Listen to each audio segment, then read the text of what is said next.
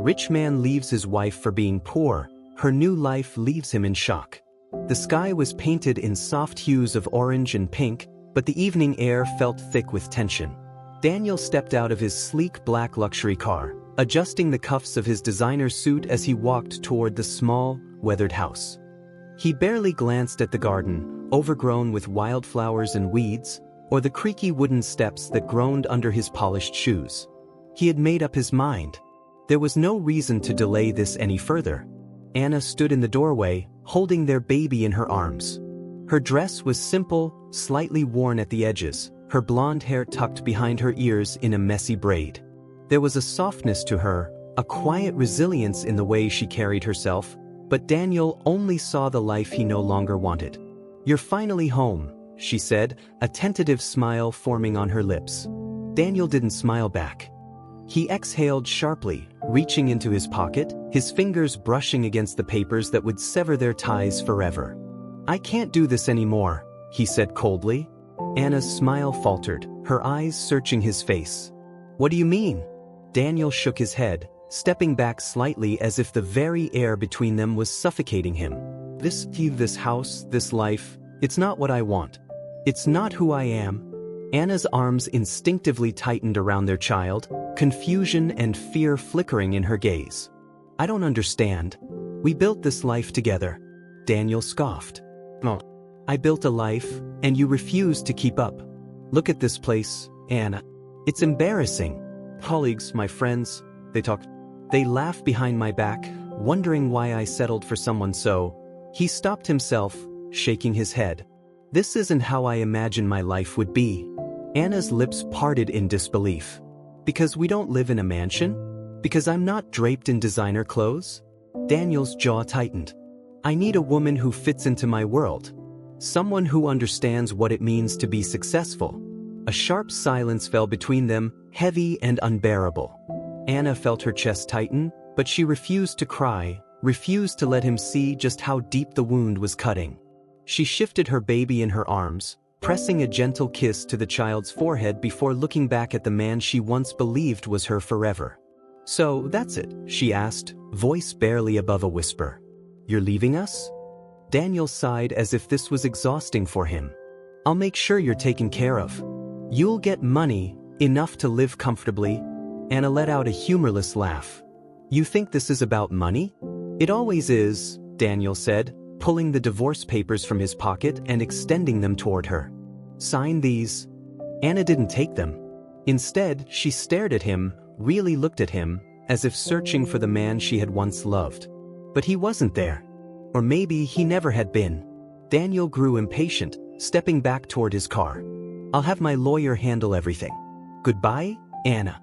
She watched as he climbed into the vehicle, the leather seats swallowing him whole as he pulled the door shut. Without another glance, he drove away, his tires kicking up dust as he disappeared down the road. Anna stood there long after he was gone, gripping the papers tightly in one hand, her baby nestled against her chest. The evening breeze whispered against her skin, but the cold she felt came from within. She had nothing. Or at least, that's what Daniel thought. The days blurred into nights, and the reality of her situation settled in with an unforgiving weight. The savings she had left wouldn't last long, and finding work wasn't easy with a baby to care for. She stretched every dollar, made meals out of almost nothing, and rocked her child to sleep with silent promises that she would find a way. She had no other choice. The first time she tried applying for a job, the manager looked at her worn-out clothes, the exhaustion in her eyes, and gave her a tight-lipped smile. "We'll be in touch," they had said. But the call never came. The second and third attempts ended the same way. Anna wasn't naive. She knew the world judged people by appearances, by status. Just like Daniel had. The moment of clarity came late one night when she was sitting on the floor of her tiny living room, her baby asleep beside her. Her hands traced the fabric of an old dress she had sewn years ago, back when she had dreams of designing clothes, of creating something beautiful. She had pushed those dreams aside for Daniel, for the life they had planned together. She wasn't that woman anymore. The next morning, she took the last bit of money she had and bought fabric. She worked through the nights, sewing quietly while her baby slept, her fingers raw from threading needles and cutting patterns. She started small, selling a few pieces online, posting pictures, waiting for someone to notice. And then someone did. Orders began trickling in. First 1, then 3, then 10. The demand grew, and so did her determination. She reinvested every dollar she made, expanding her work, creating new designs, learning the business side of things. Months passed, and the business flourished. She moved from her tiny sewing corner to an actual workspace. She hired help. She built a brand. And with every success, every milestone, she thought less and less of Daniel. The orders kept coming, and Anna worked tirelessly, pouring every ounce of her energy into her designs. What had once been a desperate attempt to survive had become something much more. A brand, a name, a legacy. She wasn't just making ends meet anymore, she was thriving. Her online shop turned into a full-fledged business, and soon, boutique stores began reaching out, eager to carry her exclusive designs. Influencers and celebrities started wearing her clothes, each post, each recommendation sending more clients her way. She was no longer the struggling single mother trying to scrape by. She was a woman in control of her destiny. And the best part? She had done it all without Daniel. She no longer thought about the man who had walked away, who had deemed her unworthy of his world. That world no longer interested her. She had built her own, one where she and her child never had to feel small or unwanted again. Then one morning, everything changed. She was sitting at her desk, reviewing upcoming orders, when her assistant knocked and peeked in hesitantly. "There's someone here to see you," the assistant said, shifting uncomfortably. "He doesn't have an appointment, but he insists it's important." Anna raised an eyebrow, setting down her pen. "Who is it?" The assistant hesitated, then sighed. "It's Daniel." Anna's breath caught for only a moment before she composed herself. She hadn't seen him in years. Not since the day he drove away and left her standing in the dust. She leaned back in her chair, tapping her fingers against the polished desk. "Send him in." A few minutes later, the door opened and Daniel stepped inside. He wasn't the same man she remembered. The sharpness in his eyes was gone, replaced by something weary, something desperate. His once perfectly tailored suit looked slightly wrinkled, and there was an unease in the way he carried himself. "Anna," he said, his voice softer than she ever remembered it being. She tilted her head, watching him carefully. "Daniel?" He took a few steps forward, glancing around the elegant office. His gaze landed on a framed magazine cover displayed on a shelf. Anna, smiling confidently, under the headline, "The Woman Who Redefined Luxury Fashion." He exhaled, shaking his head slightly. "You really did it." Anna gave a small, knowing smile. "Did what?" Daniel met her eyes. "Made it?" She let out a soft chuckle, standing up. "What can I do for you, Daniel?" He hesitated, rubbing the back of his neck. "I was hoping we could talk." Anna crossed her arms. "About what? Our divorce?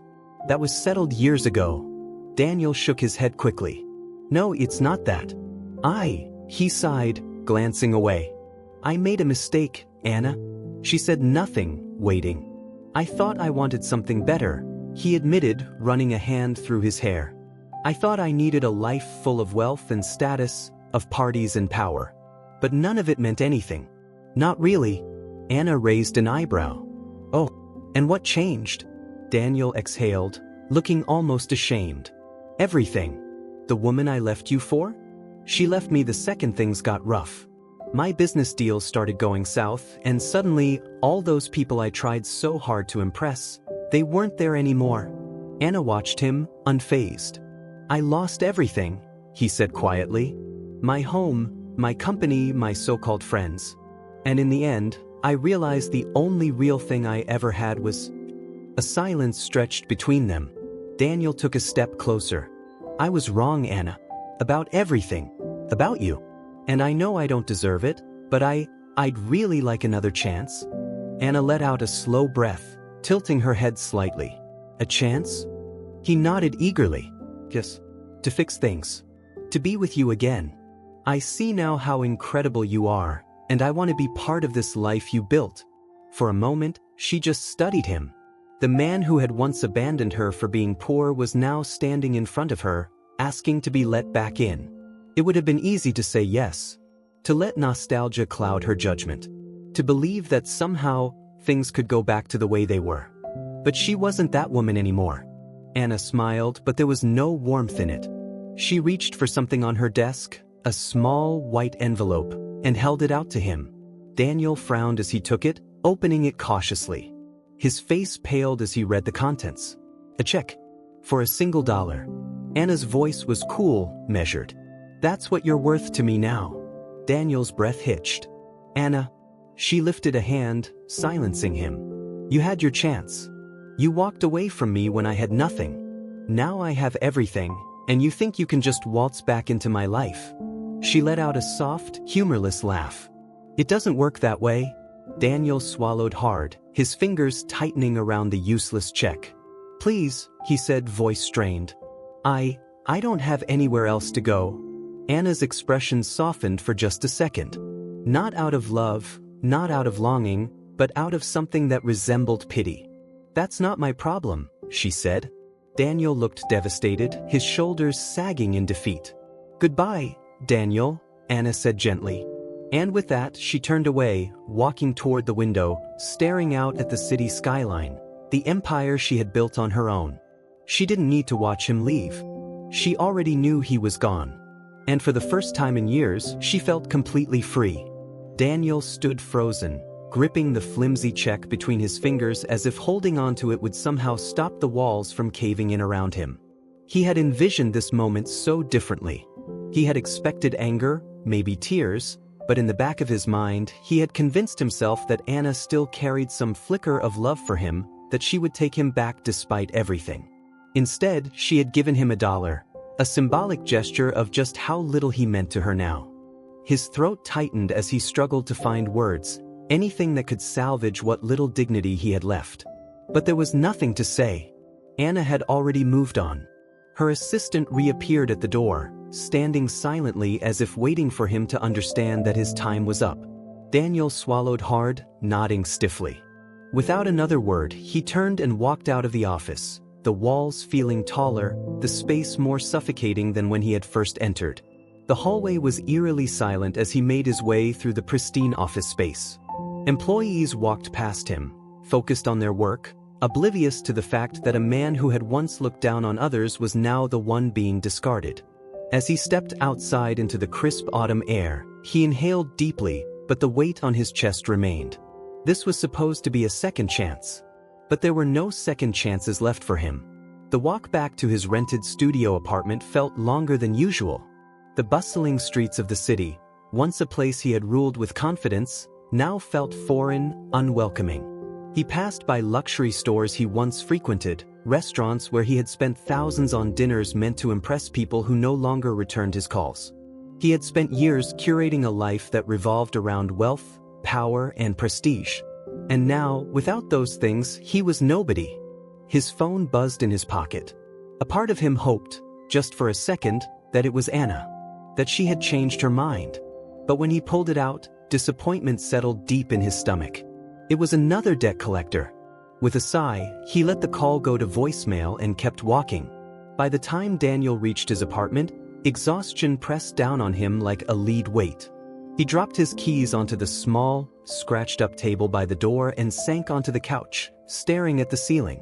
The silence was unbearable. His old house, the mansion he had shared with the woman he left Anna for, had never been this quiet. There had always been music playing, laughter echoing from extravagant parties, the sound of champagne glasses clinking together.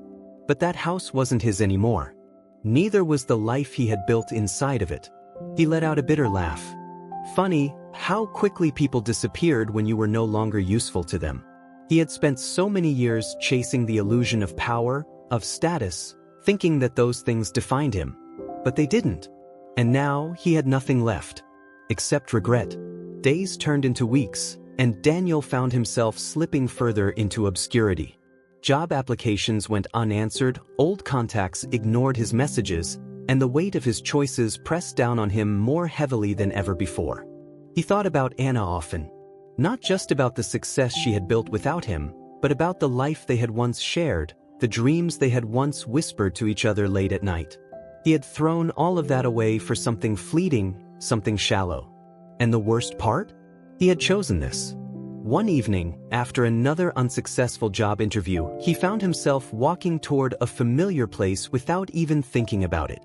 It was the neighborhood where he and Anna had once lived. The small house, the one he had mocked for being too simple, too ordinary, stood just as he remembered it. The porch light was on, casting a soft glow against the night. He stood there for a long time, staring at it, memories flooding back. Laughter in the kitchen as they cooked dinner together. Dancing barefoot in the living room to old songs on the radio. Holding their baby for the first time, promising he would always be there. He had broken that promise. And for what? His chest tightened as he turned away, shoving his hands into his pockets as he walked back toward the city. It was too late to fix things. Some mistakes couldn't be undone. Months passed, and Daniel stopped chasing what he had lost. The desperation faded, replaced by a quiet understanding that the life he once knew was never coming back. He found a job, not in finance, not in luxury real estate, but at a small accounting firm that paid just enough to keep a roof over his head. It wasn't glamorous. It wasn't powerful. But for the first time in his life, he wasn't pretending to be someone he wasn't. He still thought about Anna. Not with the hope of reconciliation, but with respect. She had proven him wrong in every possible way. She hadn't needed him. She had built a life far greater than the one he had abandoned her for. And he was finally beginning to accept that. 1 year later, Daniel sat at a small coffee shop, flipping through a business magazine as he sipped his drink. On the front page was an article about Anna's latest success, a feature on how her brand had become one of the most influential in the fashion industry. He traced his finger over her name, a small smile pulling at the corners of his lips. He was proud of her, not in a way that longed for what could have been, but in a way that finally understood the depth of his mistake. He had left her behind, thinking she would never be enough. And yet, she had become everything he had ever wanted to be. Daniel closed the magazine and stood, tossing a few bills onto the table before walking outside. For the first time in a long time, the past didn't feel like a weight pressing down on him. It was simply a reminder, a lesson learned too late, but a lesson nonetheless. And maybe, just maybe, that was enough. The days blended into each other, and Daniel found himself lost in the monotony of his new life. The reality of his downfall had settled in like an unwelcome guest, a constant weight pressing against his chest. Gone were the extravagant parties, the high-rise meetings, and the expensive vacations. Now, his world was small. Wake up, go to work, come home, sleep. It wasn't just the loss of wealth that haunted him. It was the loss of identity. For years, he had measured his worth by the things he owned, the circles he moved in, the power he wielded. But stripped of all that, he was left with the uncomfortable realization that he had never truly built anything. Anna had. Anna had taken nothing and turned it into an empire. And he had taken everything and turned it into nothing. One evening, after a long, uneventful day at work, Daniel stopped by a small diner near his apartment. It was a quiet place, the kind he never would have stepped into during his days of wealth. But now, it was all he could afford. He took a seat at the counter, ordering a simple meal, nothing extravagant, just enough to fill the emptiness in his stomach. As he waited, he overheard a conversation at the next booth. "She's launching another store in Europe," one woman said, flipping through her phone. "It's insane how successful she's become." "Anna Carter?" her friend asked. "Yeah," the first woman replied. "I mean, she started from nothing. Now she's practically running the fashion world." Daniel stared at his plate, his grip tightening around his fork. Even here, in a small diner, far removed from the world he once lived in, Anna's name followed him. Once upon a time, she had been his wife. Now, she was a legend. The following week, Daniel made an impulsive decision. He bought a ticket to one of Anna's public speaking events, a panel where she was discussing entrepreneurship and overcoming adversity. He wasn't sure why he went. Maybe curiosity, maybe self-inflicted punishment. Either way, he found himself sitting in the back row of the crowded auditorium, watching as Anna took the stage. She looked radiant, confident, composed, powerful. A far cry from the woman he had abandoned. As she spoke about her journey, the struggles she had endured, and the perseverance that had led her to success, Daniel felt something unexpected. Not jealousy, not resentment, just pride. He had spent so long thinking of her as the woman he left behind, when in reality, she was the woman who surpassed him. And she had done it without bitterness, without revenge, simply through sheer strength and determination. For the first time, he understood. He hadn't just lost her. He had lost the best thing that had ever happened to him. And it was entirely his fault. Months passed, and Daniel learned to live with the weight of his choices.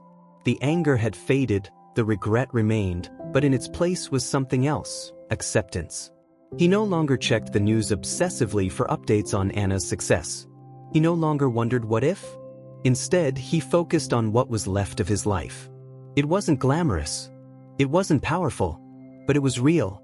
He worked, he paid his bills, he lived quietly. And, strangely, that was enough. One day, while walking through the city, he passed a luxury boutique displaying one of Anna's latest designs in the window. He stopped for a moment, admiring the craftsmanship. A young couple walked past, glancing at the display. "She's incredible," the woman said. Anna Carter's story is the ultimate proof that success isn't about where you start, it's about what you do with what you have. Daniel smiled to himself. She had proven him wrong in every way. And he was okay with that. As he turned to walk away for the first time in years, he felt free. Daniel had thought losing his wealth was the worst thing that could happen to him. He was wrong. The worst thing wasn't the loss of money, luxury, or status.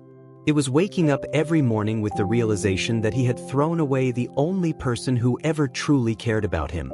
In the beginning, he had tried to fight it. He had told himself that things would turn around, that his business failures were just temporary setbacks, that his old friends would eventually come back. But days turned into weeks, weeks into months, and the truth became undeniable. He was alone.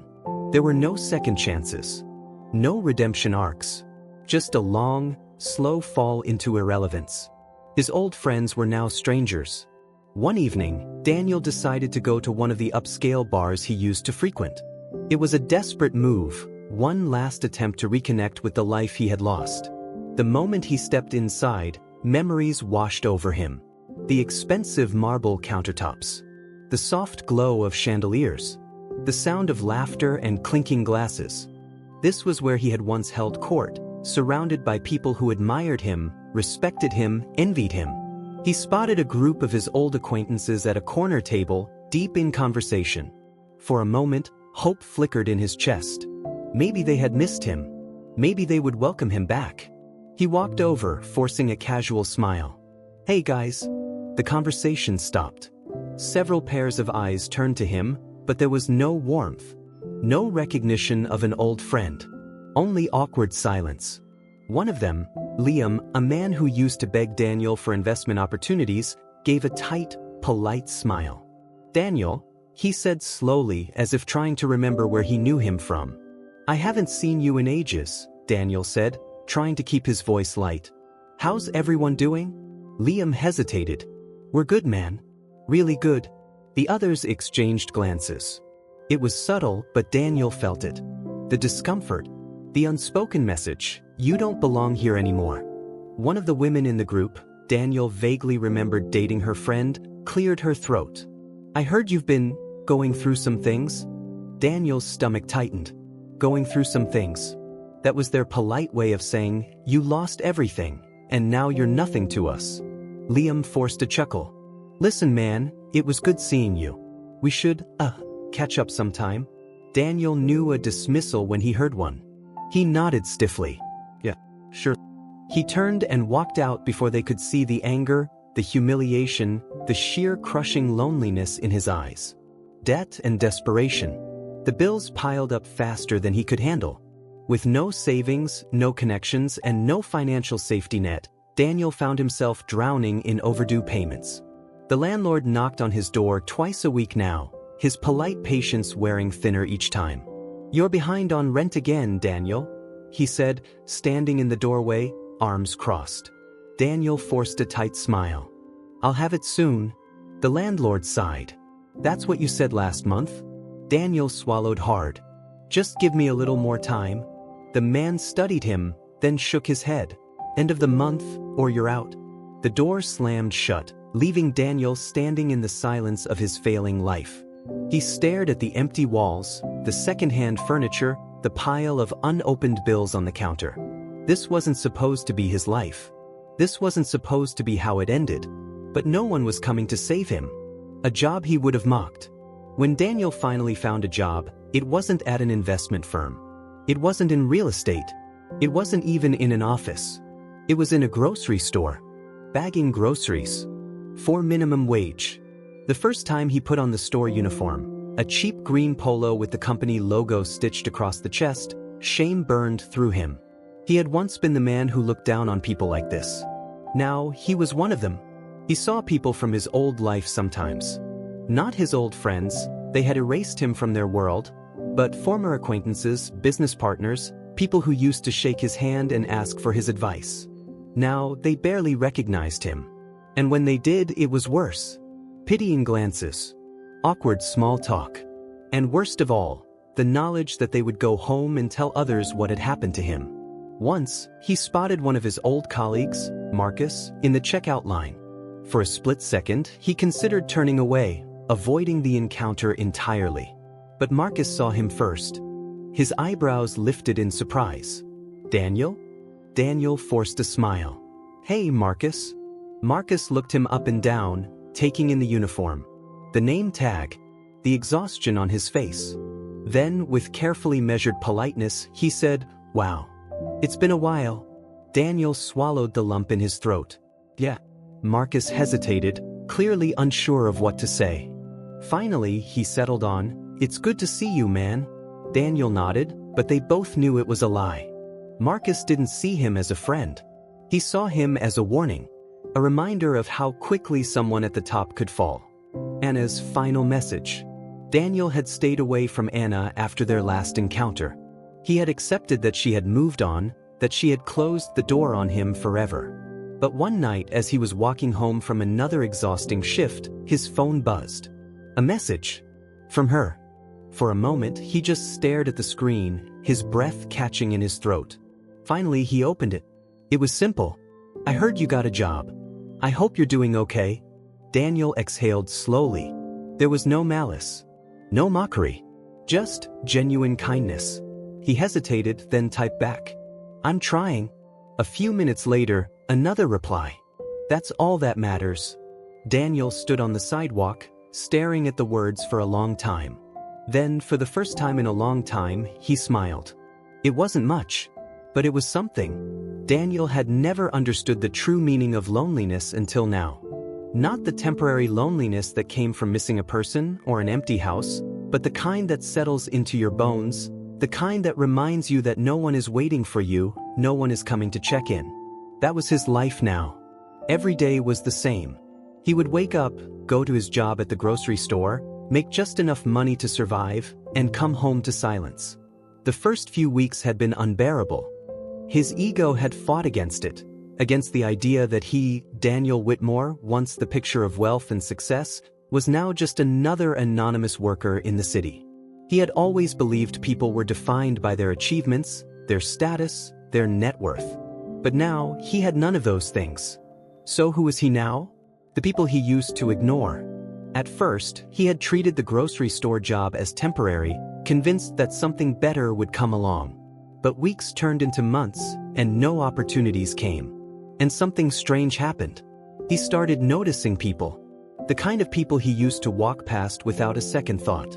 The single mother juggling 2 jobs and still finding time to smile at customers.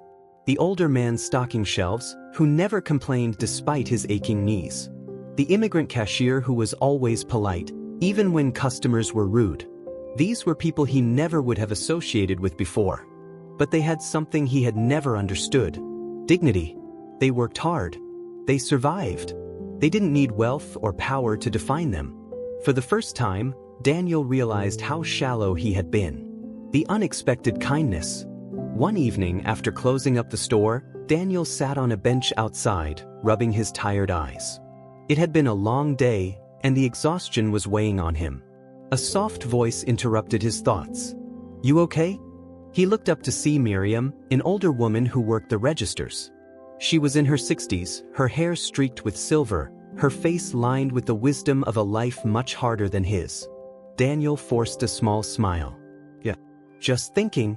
She sat beside him, adjusting her jacket against the cold air. "You think too much," she said with a knowing smile. He let out a quiet laugh.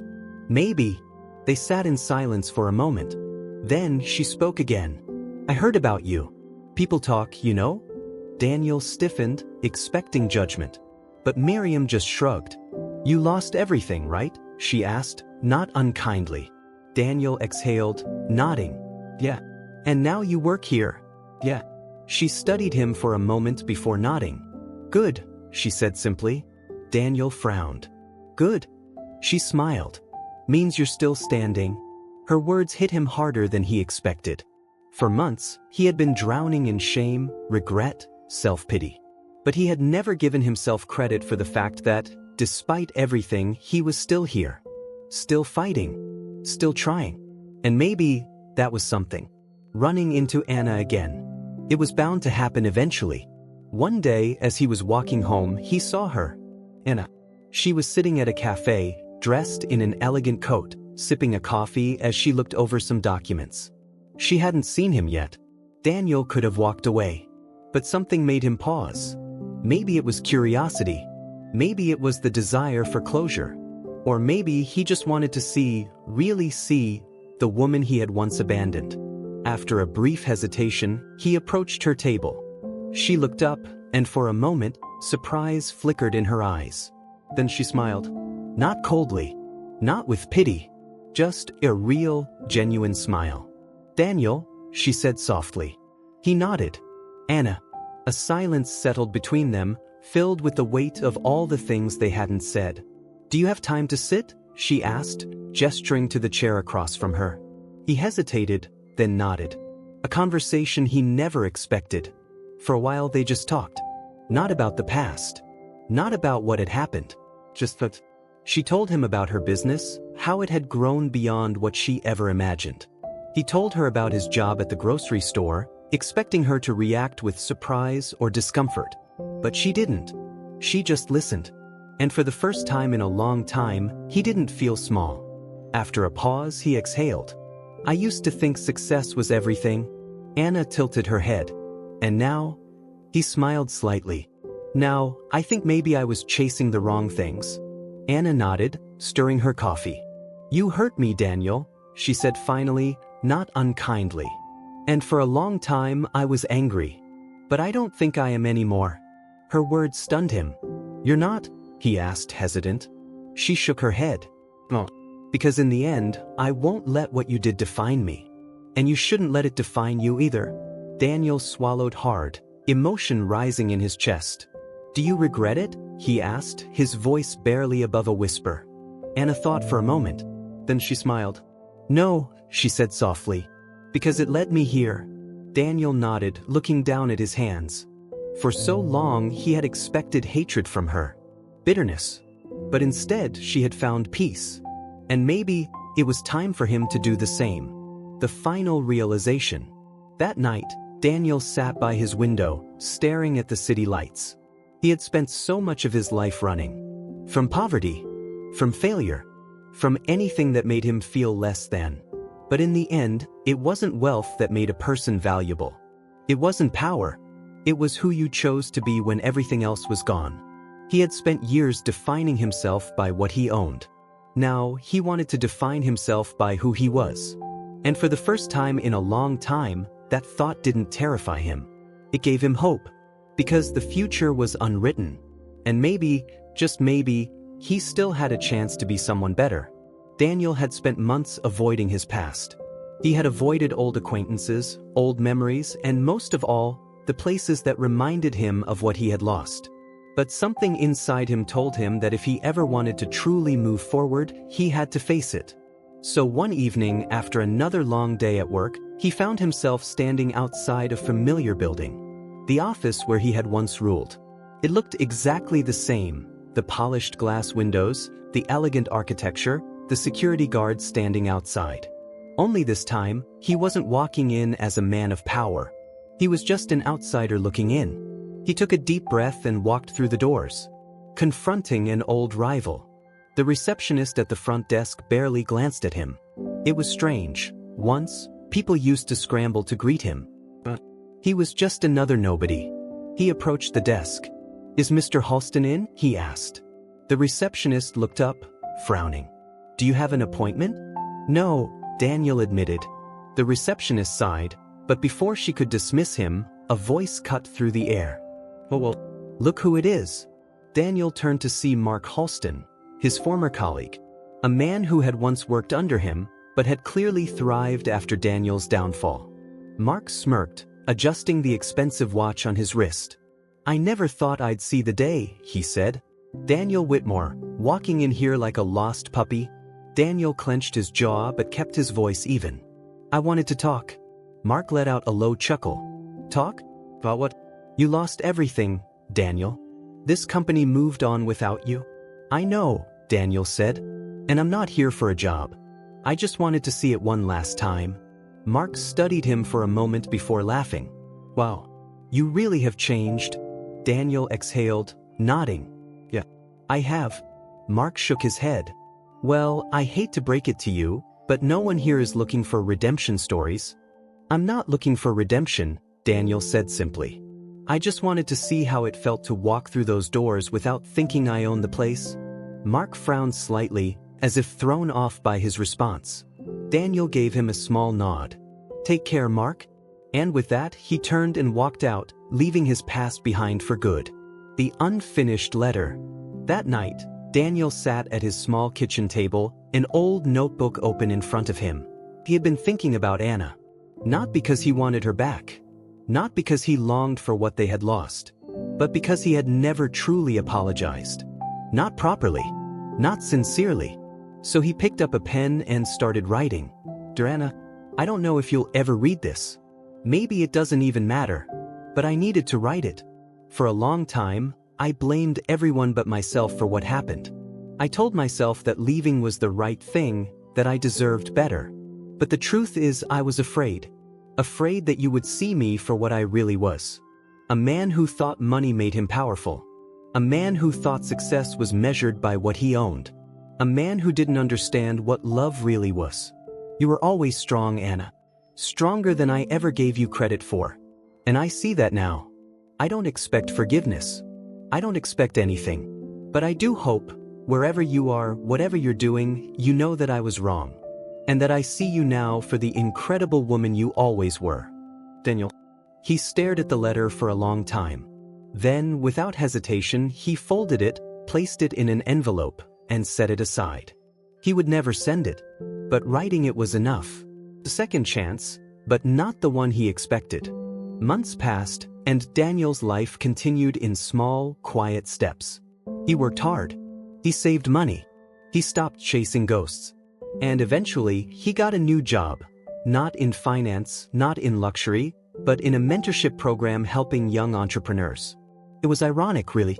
For years, he had dismissed people like this, dreamers who started from nothing, people who didn't have the wealth or connections he once thought were necessary to succeed. But he was one of them, and he was okay with that. One day, he received an email, an invitation. Anna's company was hosting a charity gala, and she had personally put his name on the guest list. He hesitated before responding. Then, finally, he typed, "I'd love to come. Thank you." The gala, a final full-circle moment. The event was held in a grand ballroom, elegant chandeliers casting golden light over the guests. Daniel stepped inside, adjusting the modest suit he had borrowed for the night. He wasn't a man of wealth anymore. But he was here. That was enough. He spotted Anna across the room, confident, radiant, surrounded by people who admired her. She turned, meeting his gaze. For a second, he thought about walking away. But then she smiled and approached him. "You came," she said softly. He nodded. "I wouldn't miss it." The pause. Then she extended a glass of champagne. "To new beginnings," she offered. Daniel took the glass. And as he clinked it against hers, he realized something. This wasn't about winning her back. It wasn't about fixing the past. It was about accepting who they had become. And maybe, just maybe, that was enough. After the gala, Daniel walked home through the quiet city streets, the echoes of laughter and clinking glasses still lingering in his mind. Seeing Anna again had been different this time. There was no bitterness, no tension, just understanding. For the first time, he had been able to stand beside her without feeling like a ghost of the past. But even as he reached his small apartment, a sense of restlessness settled in his chest. Something was still missing. Not money, not power, something deeper, something he had never bothered to search for before. The search for meaning. Daniel had spent his whole life chasing success. And now, without it, he was left wondering, what else was there? So he started asking questions. He spent his free time reading, learning about people who had built their lives on more than just wealth. He volunteered at shelters, talked to people who had lost everything but still found ways to keep going. And slowly, he started seeing the world differently. One evening, while helping organize a charity drive, he met an old man named Richard. Richard had once been a successful lawyer but had given up his career to work with underprivileged youth. Daniel listened as Richard spoke about how true wealth isn't measured in money, but in impact. How many people will actually remember you when you're gone? Richard asked, sipping his coffee. Not for what you owned, but for what you did? Daniel frowned, thinking about his past. When he had money, people had surrounded him. But not because they cared about him. Because he had something to offer them. And when that was gone, so were they. Now, he had almost nothing. And yet, for the first time in years, he was learning what it meant to be truly seen. The unexpected letter. One morning, Daniel checked his mailbox, expecting nothing but bills. Instead, he found a letter. From Anna. His hands trembled slightly as he opened it. Daniel, I wasn't sure if I should write this, but after seeing you at the gala, I felt like I needed to say something. For years, I held on to the pain of what happened between us. But time has a way of shifting perspective. I used to think I needed an apology from you to move on. But I don't think that's true anymore. I don't need anything from you, Daniel. And that's the greatest gift I could have ever given myself. I hope you find peace. I hope you find meaning. And most of all, I hope you stop looking for your worth in things that will never love you back. Take care. Daniel exhaled slowly, rereading the words. There was no anger, no resentment, just freedom. She had let go. And maybe it was time he did too. The final step. That evening, Daniel sat at his desk, staring at his old notebook, the one filled with financial plans, investment strategies, and goals that no longer mattered. Then, slowly, he flipped to a fresh page. And he began writing a new list. Not of things to acquire, but of things to become. 1. Find work that means something. 2. Help others. 3. Forgive myself. For the first time in years, he wasn't planning for success. He was planning for purpose. And that made all the difference. 1 year later, a different kind of success. 12 months had passed, and Daniel's life was unrecognizable. Not because he had reclaimed his wealth. Not because he had re-entered the corporate world. But because he had rebuilt himself into something new. He had started mentoring young professionals, teaching them how to navigate business without losing themselves. He had begun writing articles about failure, about redemption, about learning to rebuild from the ground up. And most surprising of all, people were listening. His words resonated with those who had fallen and didn't know how to get back up. And with every conversation, every life he impacted, he felt something he had never truly experienced before. Fulfillment. Real, honest fulfillment. Not from wealth. Not from power. But from helping others find their way. The full circle moment. One afternoon, as Daniel sat in a small cafe, typing an article on his laptop, a familiar voice interrupted him. Still writing, huh? He looked up, surprised. Anna. She was smiling, looking as radiant as ever. Anna, he said, standing up. What are you doing here? She gestured to her drink. I stop by here often. Didn't expect to see you though. Daniel chuckled, gesturing to his laptop. Writing. She tilted her head. What about? He hesitated, then said honestly, about how sometimes losing everything is the best thing that can happen to you. Anna's smile widened. That sounds like something I'd read, she said. Daniel exhaled, feeling a weight he hadn't even realized he was carrying finally lift. For so long he had held onto his past as if it defined him. But now he was something new. Something better. And for the first time in his life, that was enough.